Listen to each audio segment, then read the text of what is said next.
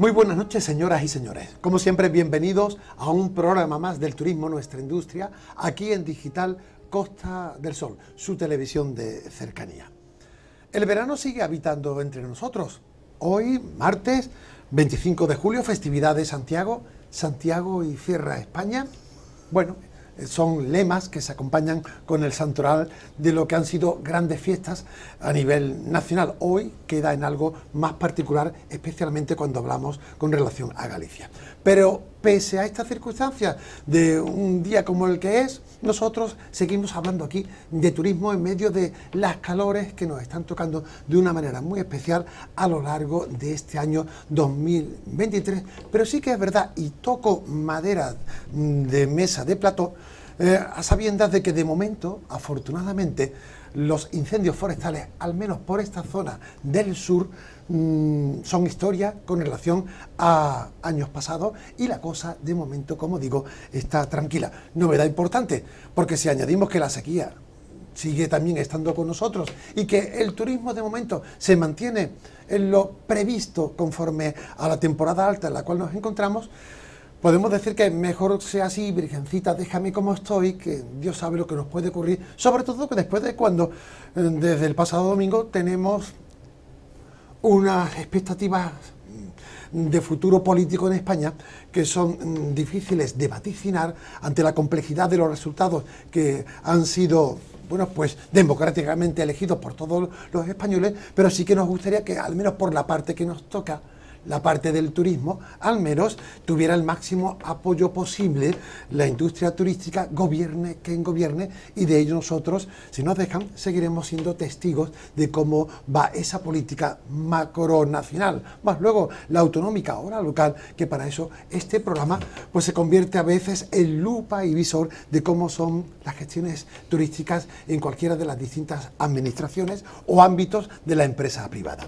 Dicho esto, objetivo del programa hoy, pues en principio seguir intentando valorar cómo está siendo este verano tan singular, donde ya, bueno, parece que el tema de las elecciones es toro pasado. Esperemos, al menos por lo que significa el hecho de haber ido a votar.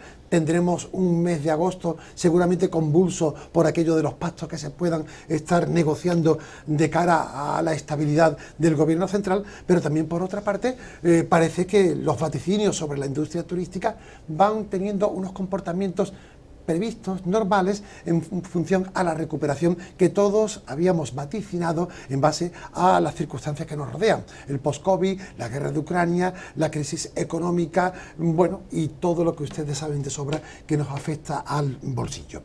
Y para tener un poco esta valoración, al margen de que en nuestra segunda parte queremos poner perspectiva y horizonte a sobre cómo puede ir cambiando el turismo en aras de tantas variables y de tantas circunstancias, yo les presento a nuestros invitados, uno curtido en experiencias televisivas, porque es habitual como colaborador en esta casa, como es José Miguel Bordera, exdirector de hotel. José Miguel, buenas noches. ¿Qué tal? Buenas noches. Gracias por estar con nosotros una semana más.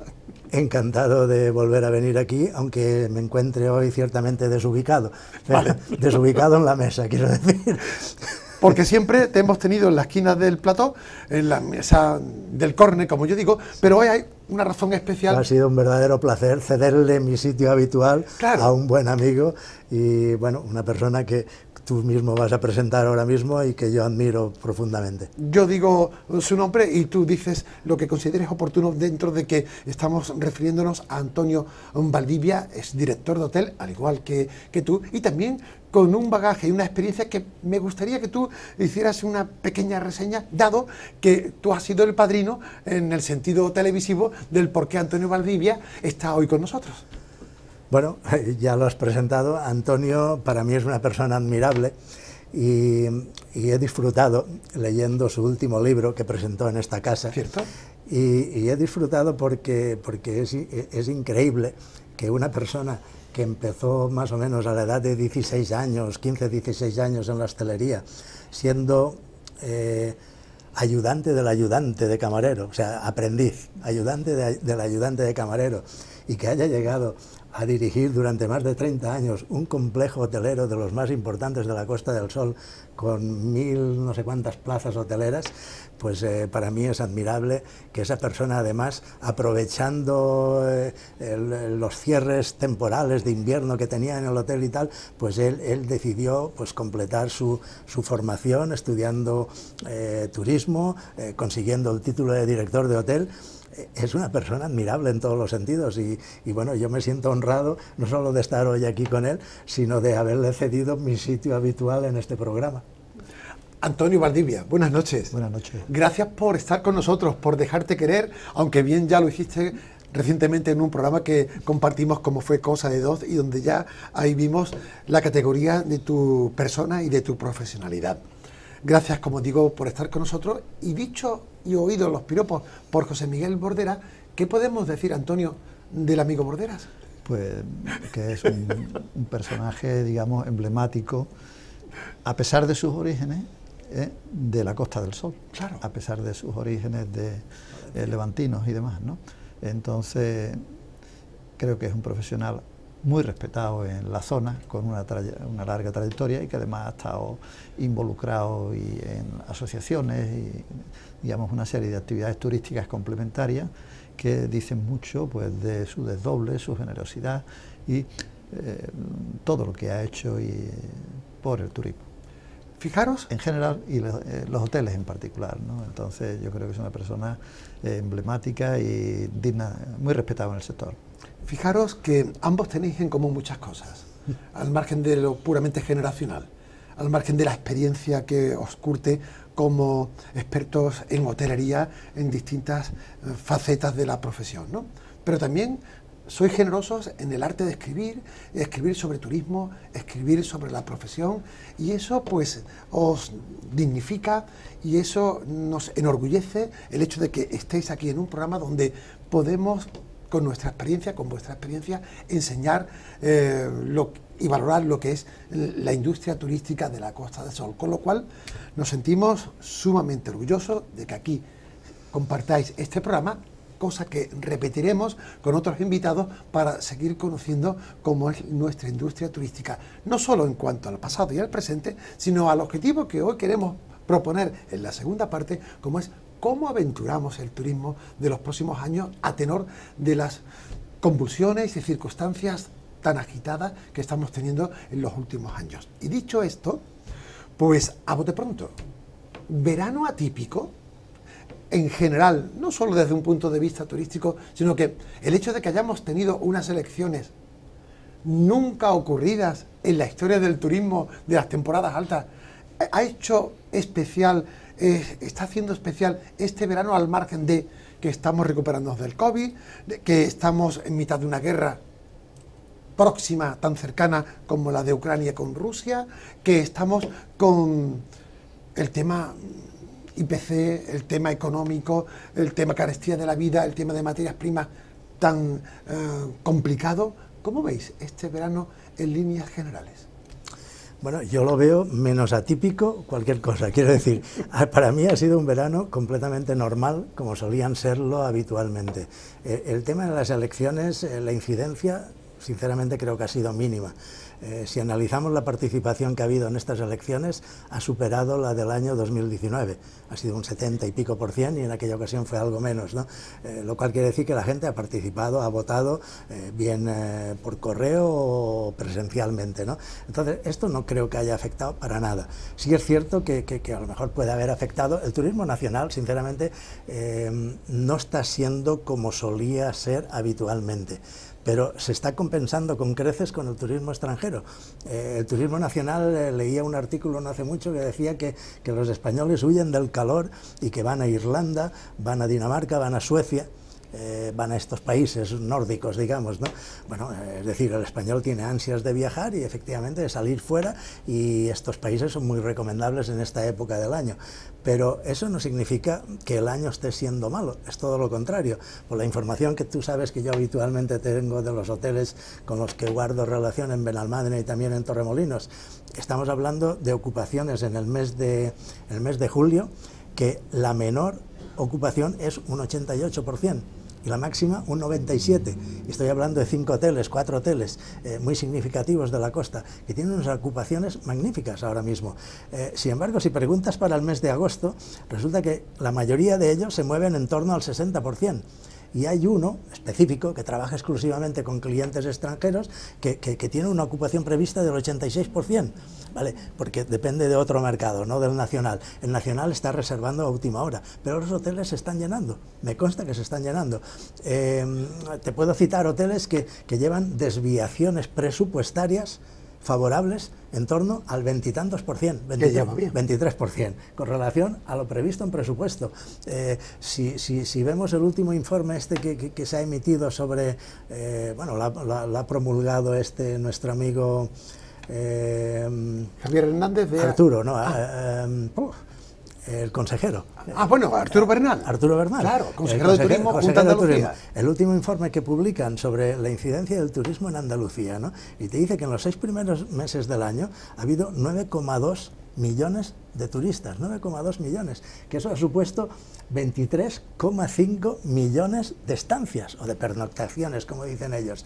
Eso supone un 10,7 y un 10,5 de incremento sobre lo que había en años anteriores. Después miras otros datos significativos que dicen que hay empleados en hostelería ahora mismo, 2.760.000 trabajadores. Eso supone el 13,5% sobre el total de empleados en España. Además, vale, si damos todas estas cifras, no podemos decir que es un año atípico, es un año como solían ser los años hasta el 2019, que vino la pandemia y lógicamente los 3 siguientes años pues han sido regulares, con altibajos. Pero ahora mismo estamos recuperando la completa normalidad. Estoy seguro de que en el mes de agosto va a recuperarse totalmente el turismo nacional, y en detrimento del turismo extranjero, como siempre ha ocurrido, y luego en septiembre se volverá a la tortilla, porque en septiembre empezará otra vez a predominar el turismo extranjero y tendremos un mes de septiembre espectacular.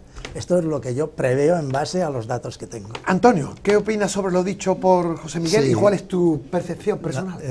Corroborar todo lo que ha dicho, ¿no? Y el año turístico globalmente considerado a nivel de la costa y posiblemente a nivel nacional, incluyendo las islas, yo creo que se puede considerar muy bueno y posiblemente incluso mejor que el 2019.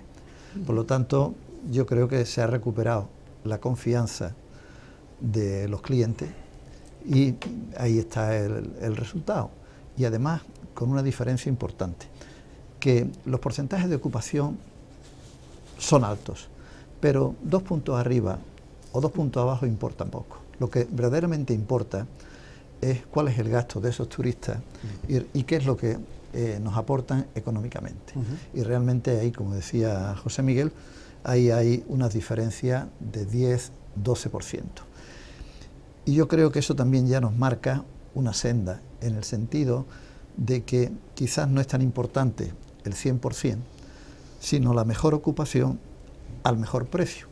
Y sobre todo estos precios medios, claro, que al final vamos a tener un mejor resultado económico, con menos gastos, porque vamos a tener menos clientes que atender, menos gasto de personal y menos gasto de todo en el establecimiento. Claro.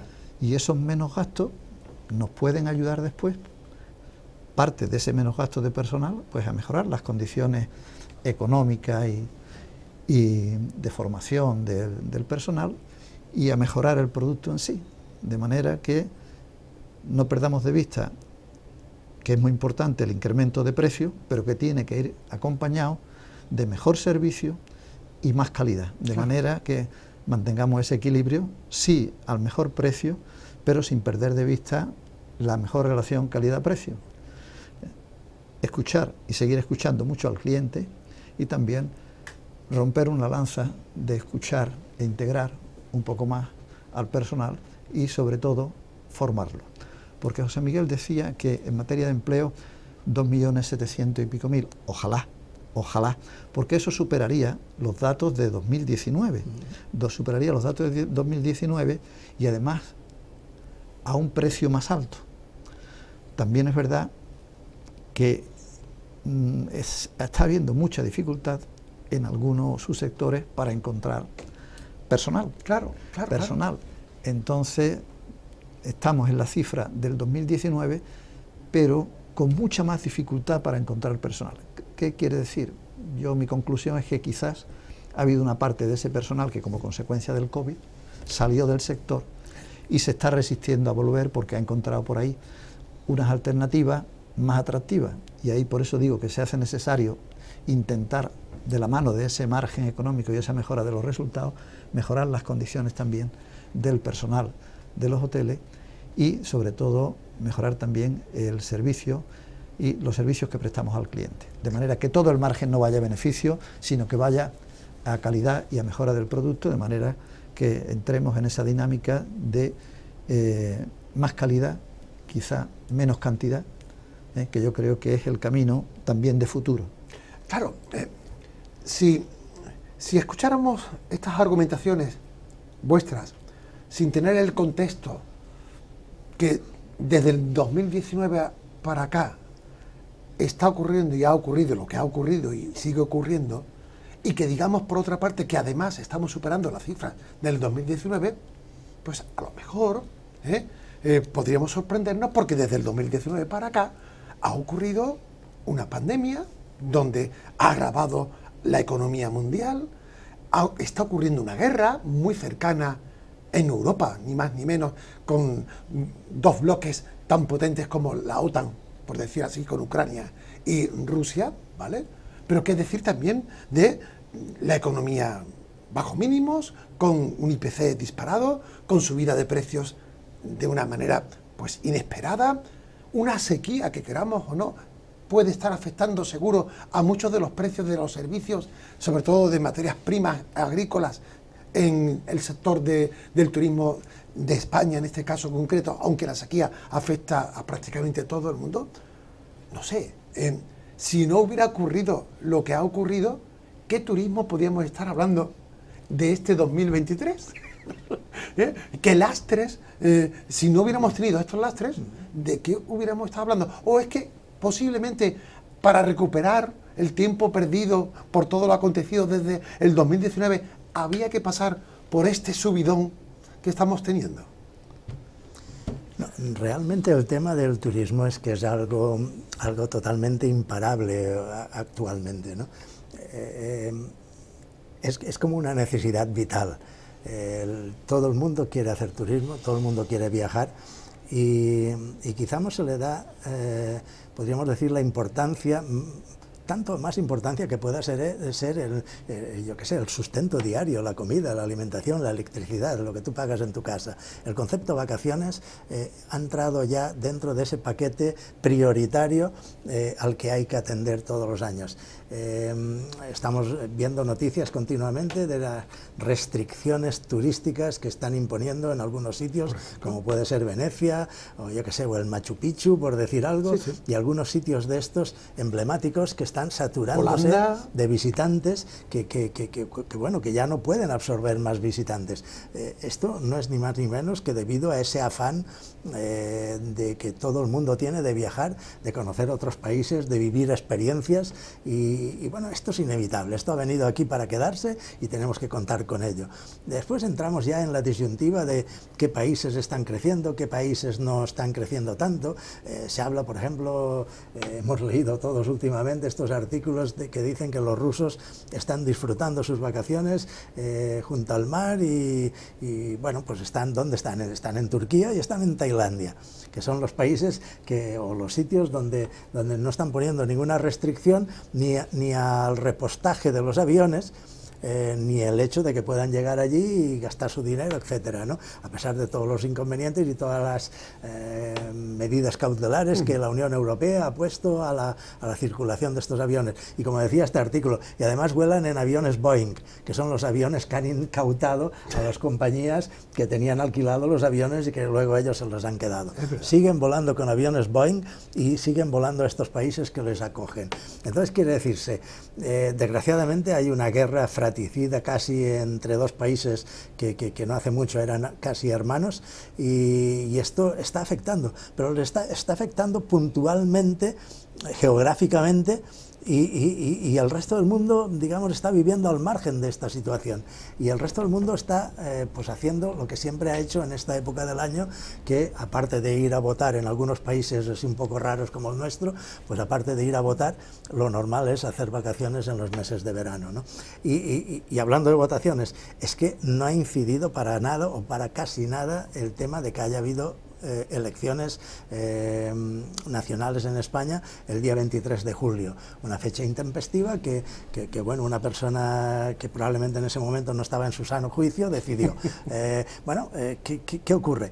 Estamos dándonos cuenta de que ninguna de estas circunstancias, ni una pandemia, ni una guerra, la pandemia nos ha ido. Lamentablemente, cada 2 por 3 escuchas noticias de gente próxima que está con el COVID, pero ya no es con la incidencia tan grave que había al principio. Escuché también una noticia en la televisión no hace mucho diciendo de la gran incidencia que había habido en Pamplona a raíz de los Sanfermines. Lógico, sí, solo basta ver la aglomeración de gente que había allí, la diversión y tal, pues es lógico que se contagien. Ahora, ¿esta incidencia está teniendo la gravedad que tenía al principio? No. No, claro. Y esta es la circunstancia, es decir, la gente ya circula tranquilamente en los medios de transporte, en los hospitales, en las farmacias, en todas partes, sin mascarilla, salvo contadísimas excepciones. La gente pasa de esto, por así decirlo, la gente pasa de la guerra.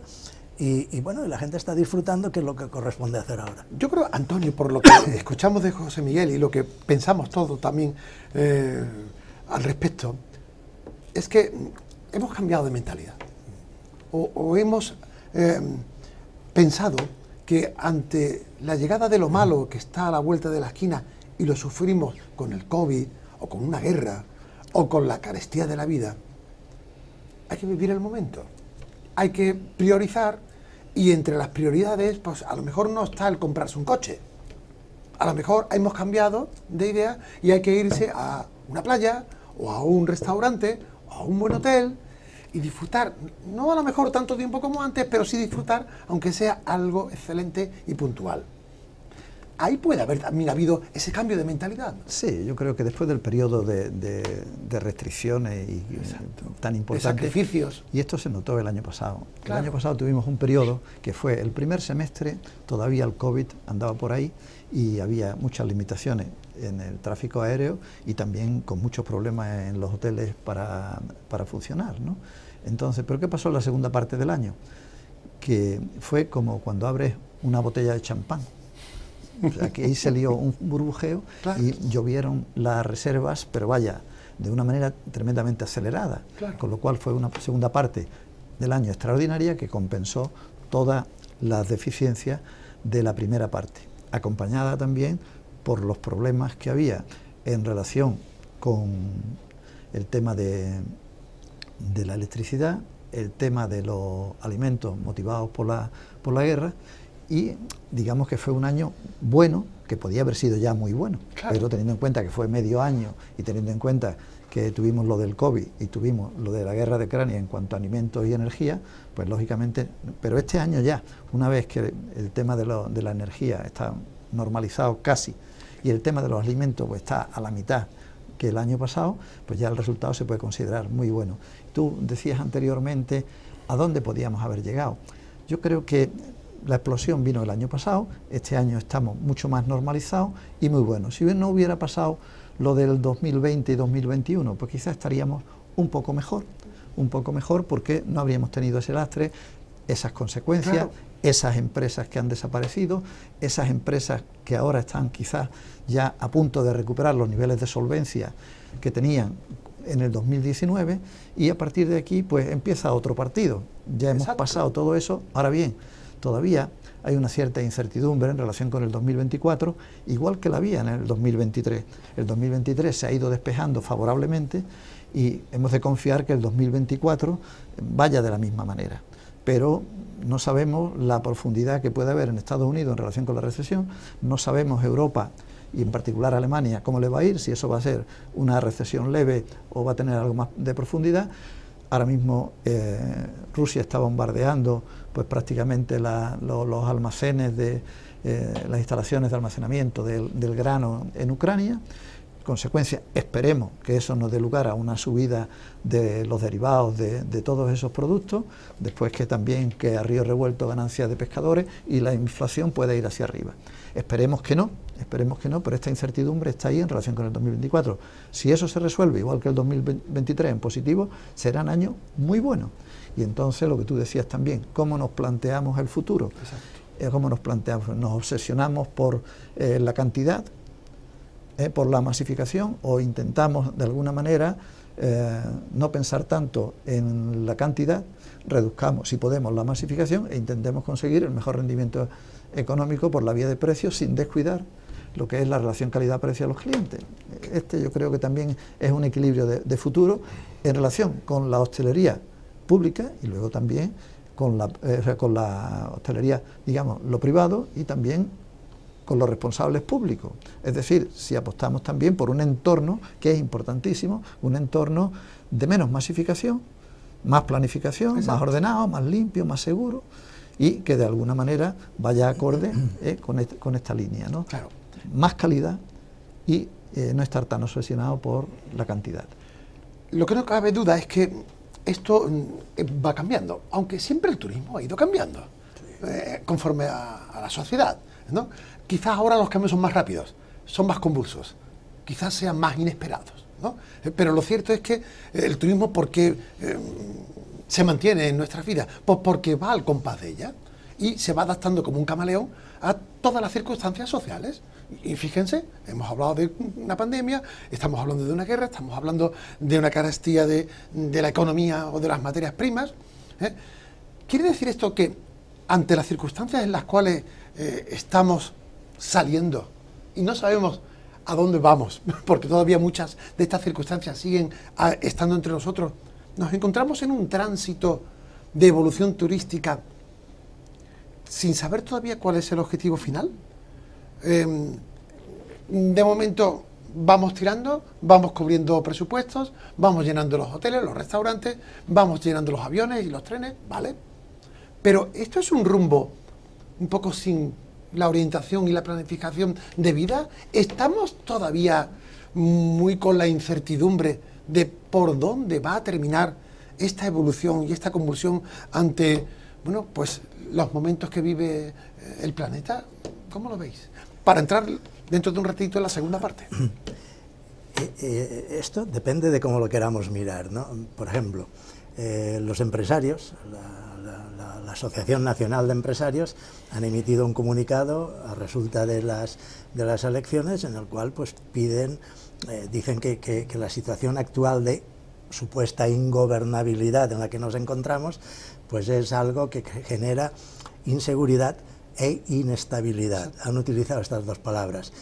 Sobre todo se han referido también al hecho de que esto puede hacer huir a los inversionistas, que es algo fundamental, porque un inversionista evidentemente viene a cualquier país a ganar dinero, claro, y por eso invierte, pero lógicamente genera pues una riqueza para allí donde invierten, ¿no? Esto es preocupante, que haya inestabilidad y que haya inseguridad no es bueno.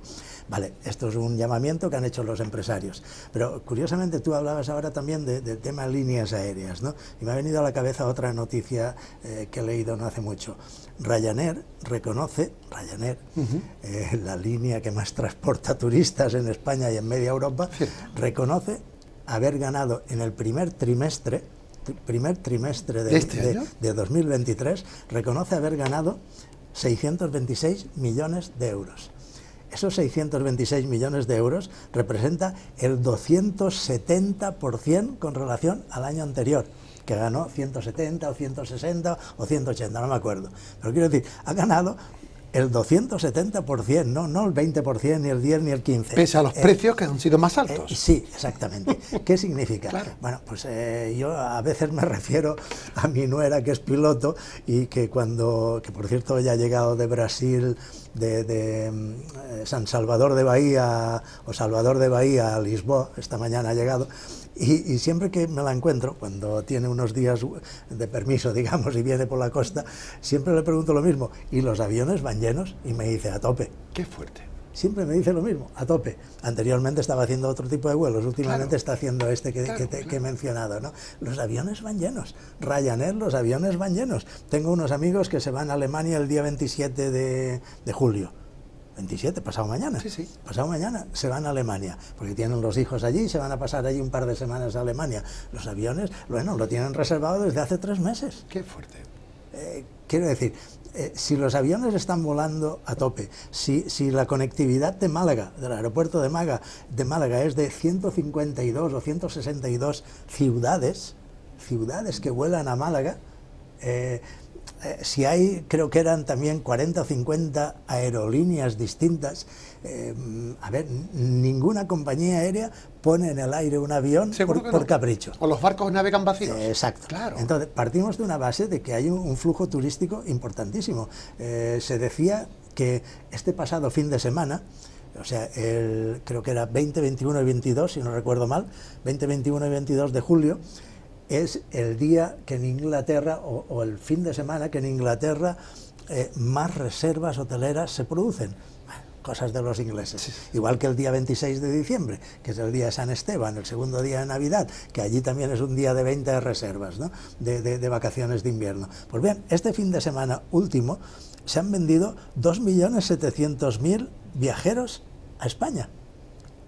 Y he dicho España, y dentro de España, curiosamente dentro de España, Costa del Sol, por este orden, Costa del Sol, Baleares y Canarias. Que ya va bien. Que ya va bien. 2.700.000 viajeros han salido en 3 días del Reino Unido hacia España. Imagínate los que han salido hacia Turquía o hacia otros destinos. El tren el Euro, ¿cómo se llama? Eurotren, Eurochannel, el que cruza el Canal de la Mancha por el túnel. El Eurotúnel. Este tren, por lo visto, es impresionante. Bueno, ahora mismo ya no requieren el control de pasaportes que han instalado un tipo de máquinas que detectan al turista a la llegada, que te tienes que identificar, y a la salida ya no te tienes que parar, te identifican mientras vas pasando por un túnel y no tienes que ir allí con los papeles y tal y cual, porque la cola que se estaba formando era impresionante. Claro, claro. O sea, esta es la actividad turística que hay ahora mismo, y negar esto es negar una evidencia.